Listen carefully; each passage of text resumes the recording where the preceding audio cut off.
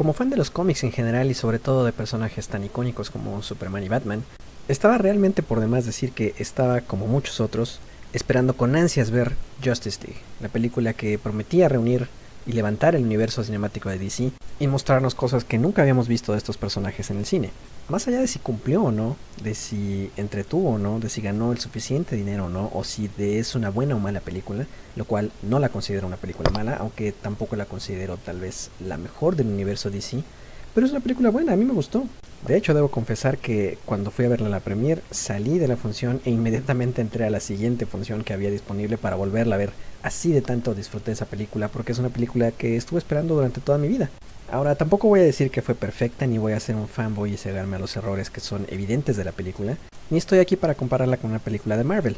Eso no es lo que hago y nunca será la intención de este canal decirles que no les guste algo que sí les gustó, o viceversa. Pero más allá de eso, en fechas recientes han salido a la luz muchos detalles de las diferencias que puede haber entre la visión original de Zack Snyder del universo DC y sobre todo de la película Justice League, y los cambios que pudo haber sufrido esta por la influencia del estudio. El cineasta ha sido muy activo en la red social llamada Vero, y no ha tenido empacho en responder las preguntas de los fans respecto a la película, dejando ver algunos de los cambios que, ahora es evidente, no corrieron por su cuenta, los cuales voy a enumerar en este video para darnos una idea a grandes rasgos de qué es lo que hubiera sido la Justice League de Zack Snyder. Basada en algunas otras publicaciones de internet, entrevistas de las personas involucradas en las películas y datos recopilados, se podría estimar que alrededor de unos 30 minutos de la versión teatral de Justice League fueron de las cosas que agregó Joss Whedon a la película. Eso, aunado al hecho de que se rumoraba que la versión original de Zack Snyder duraba alrededor de 3 horas, podríamos estimar que tal vez la mitad de lo que él grabó no vio nunca la luz. Se ha debatido mucho sobre si realmente existe una versión final de Zack Snyder o no.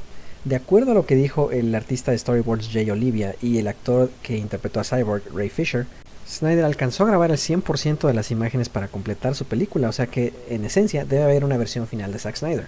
Pero mientras si se estrena o no, si Warner Bros. Decide liberar o no esa versión, vamos a especular un poco y vamos a ir paso a paso revisando cuáles son las diferencias entre la versión final de Joss Whedon y la que hubiera sido la versión final de Zack Snyder.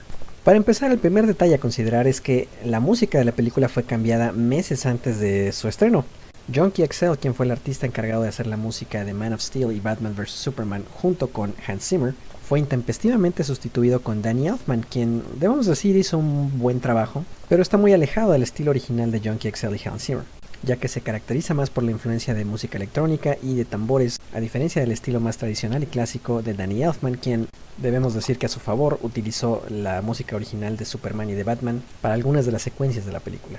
Por otro lado, el diseño del villano Steppenwolf era completamente diferente al que terminamos viendo en la película. Los storyboards y los diseños de producción nos dejan ver una versión muy similar a la que aparece en la escena eliminada de Batman vs. Superman, en la que encuentran a Steppenwolf en la nave kryptoniana. Se puede especular que, como Justice League fue grabada inmediatamente después del estreno de Batman vs. Superman, los estudios, al ver la mala recepción que tuvo la primera, decidieron hacer cambios en el diseño de este personaje. Recordemos que Batman vs. Superman tuvo muchas funciones para prensa previas al estreno público, y quizá la mala reacción de muchas de estas funciones influyeron para que a final de cuentas se quitara esa escena de la película final y por ende se cambiara también el diseño de Steppenwolf en Justice League. Otro de los cambios hechos por Joss Whedon es el hecho de que los parademonios odien el sonido de la sirena y puedan oler el miedo. De acuerdo a una entrevista con el actor que interpretó al ladrón en esa escena, toda esa secuencia del inicio con Batman y el ladrón y el parademonio fue agregada por Joss Whedon, lo cual sugiere que todos los elementos que tengan que ver con el ruido de sirenas y con el olor del miedo con respecto a los parademonios en el resto de la película no son obra de Zack Snyder. Otro de los cambios derivados de esta secuencia es el hecho de que en la versión de Zack Snyder, Batman no relacionaba a los parademonios con las cajas madres al ver a uno explotar como en esa secuencia inicial, y más bien lo hacía tras leer las notas del Lex Luthor. Y gracias también a un poco de arte conceptual, se puede saber que había escenas en las que Lex Luthor estaba en su celda en Arkham escribiendo esas notas, por lo que es posible que también existiera una escena de Batman interrogándolo, en su celda muy similar al final de Batman vs. Superman. Otro de los cambios viene con el villano principal de la historia, el cual no iba a ser Steppenwolf sino Darkseid, sugerido de cierta manera en esta película para después aparecer en Justice League 2. La primera referencia a esto es una escena en la que Wonder Woman está revisando unos murales griegos antiguos que narran la primera invasión a la Tierra, a la cual después ella le explica a Batman. En la versión teatral de la película, esa batalla fue dirigida por Steppenwolf, pero de acuerdo con este mural, Darkseid fue el que originalmente dirigió esta batalla. Otro de los cambios hechos en esta secuencia sugiere que la esencia de la madre de Steppenwolf vive dentro de las cajas madre, por eso Steppenwolf siempre se refiere a ellas como madre, razón por la cual Steppenwolf está obsesionado en juntar las 3 cajas madre para liberar la esencia de su madre y al mismo tiempo lograr el regreso de Darkseid a la Tierra. Se sabe también que en la batalla final, cuando derrotan a Steppenwolf, se abre un portal en el cual él regresa a Apocalypse y es recibido por Darkseid, quien lo mata por su fracaso. En cuanto a los integrantes de la liga, uno de los que más sufrió cambios fue Cyborg. Previo al estreno de la película, Zack Snyder había dicho en varias entrevistas que Cyborg era el corazón de la película, por lo cual resultó una sorpresa ver que el personaje no tuvo tanto desarrollo en la misma. La versión de Snyder nos sugiere que pudimos haber visto el accidente que mató a su madre y que lo dejó en las condiciones en las que casi muere, por ende también cómo descubre sus poderes, e incluso una escena donde se da cuenta que puede hackear todas las computadoras del mundo, llegando al punto de usar armas nucleares. Otra secuencia nos hubiera mostrado a Cyborg descubriendo los secretos de las cajas madres y cómo estas fueron descubiertas por los nazis, posiblemente atando esta película de alguna manera con la de Wonder Woman. Otro de los personajes que hubiera tenido un poco más de tiempo para desarrollar su origen hubiera sido Flash. Una de las escenas eliminadas de la película hubiera mostrado a Barry Allen salvando a Iris West, personaje que eventualmente fue borrada por completo de la película y no se sabe qué otra influencia pudo haber tenido en la misma. Otro de los personajes que tuvo varias escenas recortadas fue Aquaman.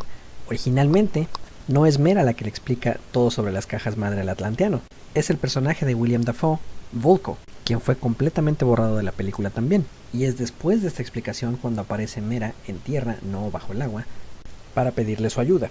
Esto gracias a una imagen que publicó Zack Snyder antes del estreno de la película donde mostraba a Mera en tierra firme.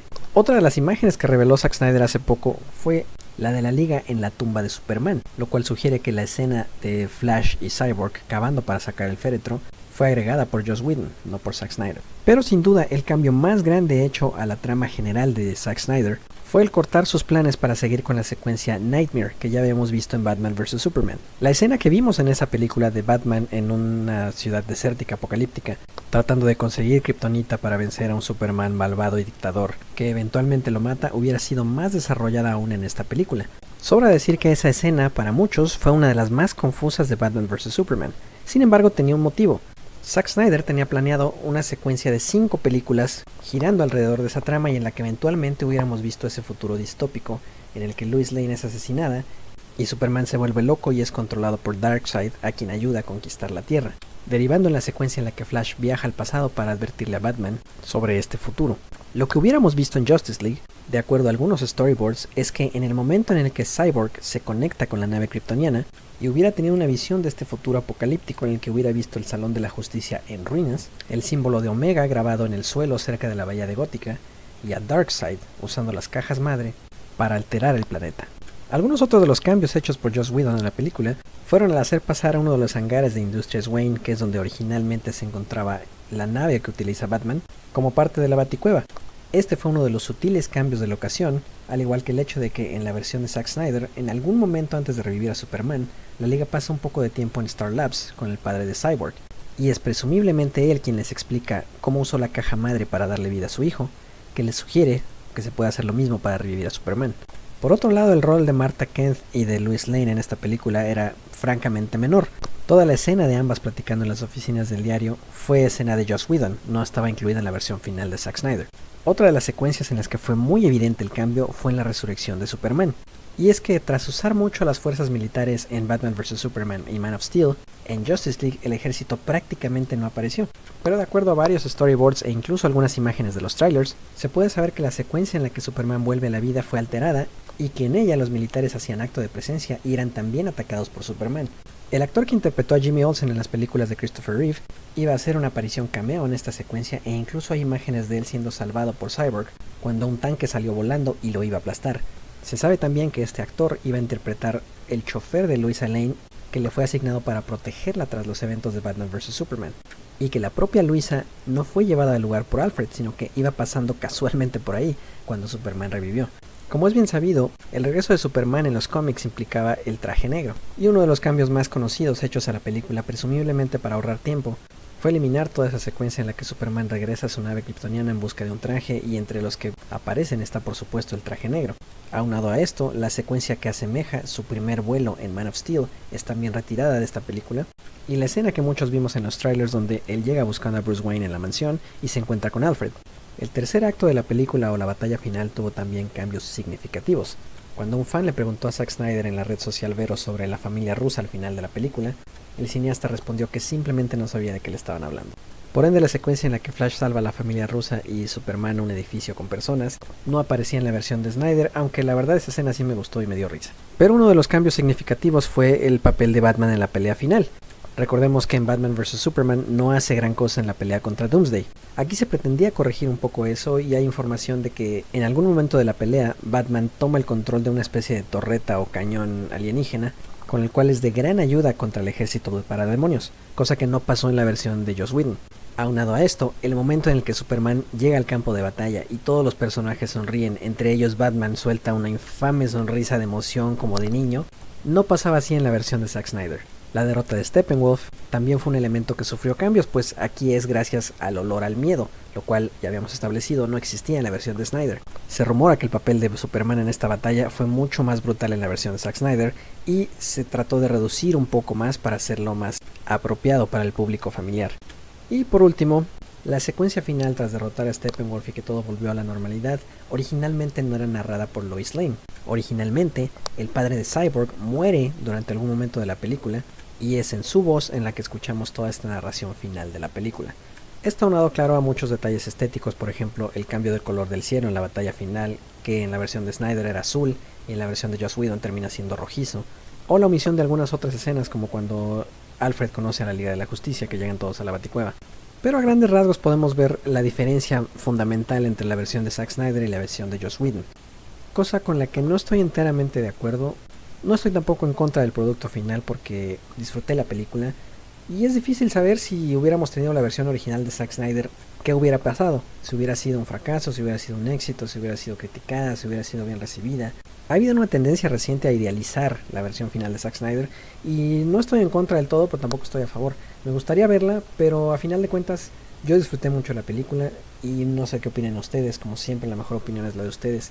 ¿Creen que hubiera tenido mayor éxito? ¿Creen que hubiera tenido menor éxito? ¿Qué creen que hubiera pasado con la versión de Zack Snyder de Justice League? Esperemos en algunos años poder verla y finalmente poder despejar nuestras dudas. Dejen sus comentarios y si les gustó el video, por favor compártanlo. Les agradezco mucho por haberlo visto. Yo soy Andrew Sent, despidiéndome. Hasta la próxima.